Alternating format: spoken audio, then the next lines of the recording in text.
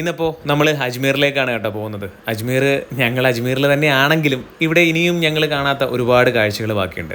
ആ കാഴ്ചകളെ തേടി ഞങ്ങളിങ്ങനെ ഇടയ്ക്കിടയ്ക്ക് അലഞ്ഞുകൊണ്ടേ ഇരിക്കാറുണ്ട് കേട്ടോ. അപ്പോൾ ഇന്നും നമുക്ക് കുറച്ച് പ്ലാനുകളുണ്ട്. എന്തൊക്കെയാണെന്നല്ലേ വഴിയെ പറഞ്ഞു തരാം. അപ്പോൾ ഇന്ന് ഞാൻ പറയാൻ പോകുന്നത് ജെയിൻ ടെമ്പിളിനെ കുറിച്ചാണ് കേട്ടോ. ജെയിൻ ടെമ്പിളിനെ കുറിച്ച് പറയാനുണ്ടെങ്കിൽ വലിയ കഥകളാണ് കേട്ടോ. അജ്മീറിൻ്റെ ഹൃദയഭാഗത്തിലാണ് കേട്ടോ ഈ ജെയിൻ ടെമ്പിൾ സ്ഥിതി ചെയ്യുന്നത്. ജൈനമത വിശ്വാസികളുടെ ഒരു അമ്പലം തന്നെയാണ് കേട്ടോ. നമ്മുടെ 19-ാം നൂറ്റാണ്ടിൽ നിർമ്മിക്കപ്പെട്ട ഈ അമ്പലത്തിന് ഒരുപാട് ഐതിഹ്യങ്ങളും ഒരുപാട് ചരിത്രങ്ങളും പറയാനുണ്ട്.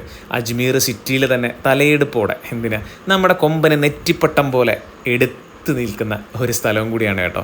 ഇതെന്തായാലും അജ്മീറിൽ വന്നു കഴിഞ്ഞാൽ ഒരിക്കലും നമ്മൾ മിസ് ചെയ്യാൻ പാടില്ലാത്ത ഒരു സ്ഥലവും കൂടിയാണ്. പക്ഷേ ശരിക്കും ഈ അമ്പലത്തിനുള്ളിലേക്ക് ഒരിക്കലും നമുക്ക് എൻട്രി കിട്ടില്ല കേട്ടോ. നമുക്കെന്ന് പറഞ്ഞാൽ ജൈനമത വിശ്വാസികളല്ലാത്തവർക്ക് എൻട്രി കിട്ടില്ലെന്നാണ് ഞാൻ ഉദ്ദേശിച്ചത്. പക്ഷേ നമ്മൾ ഒരിക്കലും നിരാശപ്പെടേണ്ടി വരില്ല കേട്ടോ. നമ്മളെ കാത്തിരിക്കുന്നത് അതിനേക്കാളും വലിയൊരു കൊട്ടാരമാണ്. ഇവരുടെ ചരിത്രങ്ങളും ഐതിഹ്യങ്ങളും എല്ലാം ചിത്രകലകളിലൂടെയും കൊത്തുപണികളിലൂടെയും ഒക്കെ രൂപപ്പെടുത്തി വച്ചിരിക്കുന്ന ആ കഥകളൊക്കെ നമുക്ക് പറയാതെ പറഞ്ഞു തരുന്ന വലിയ ഒരു സൃഷ്ടി.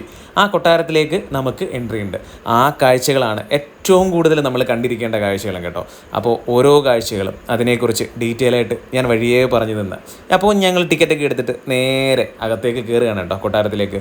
ഈ കാണുന്നതൊന്നും പെയിൻ്റ് അല്ല കേട്ടോ, എല്ലാം പറഞ്ഞു തരാം.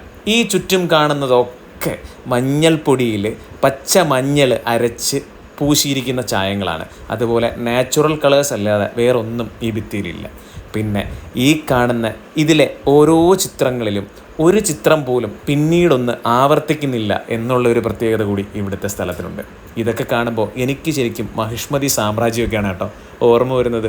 പക്ഷേ ഇവിടുത്തെ ഓരോ ശില്പകലകൾക്കും ഓരോ ശില്പങ്ങൾക്കും ഓരോ വലിയ വലിയ കഥകൾ പറയാനുണ്ട്. ഈ ചക്രങ്ങൾ പിടിപ്പിച്ച ഇവിടുത്തെ രഥങ്ങളെല്ലാം വർഷത്തിലൊരിക്കൽ ഇവരുടെ രഥോത്സവത്തിന് മാത്രമേ പുറത്തു വരാറുള്ളൂ.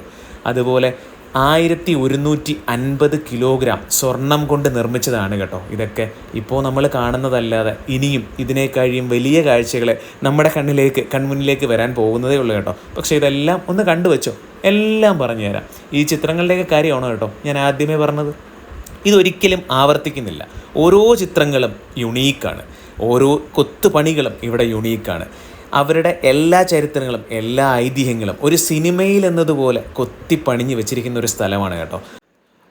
ഓരോ മൈന്യൂട്ട് ഫീച്ചേഴ്സും അത്രയും ഡീറ്റെയിലിംഗ് ആയിട്ടാണ് കേട്ടോ ഇവിടെ ചെയ്തു വെച്ചിരിക്കുന്നത്. നമുക്ക് ഈ കല കാണുമ്പോൾ തന്നെ മനസ്സിലാവും ഇവരെന്താണ് ഉദ്ദേശിച്ചിരിക്കുന്നത്.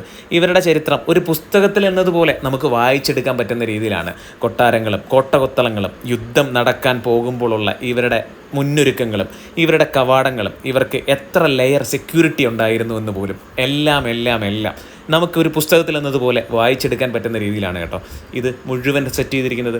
നമുക്കിതിനെ ചുറ്റി നടന്ന് കാണാൻ പറ്റും. സ്വർണ്ണം എന്ന് പറയുമ്പോൾ പ്യുവർ ഗോൾഡ് തന്നെയാണ് കേട്ടോ ഇവർ യൂസ് ചെയ്തിരിക്കുന്നത്.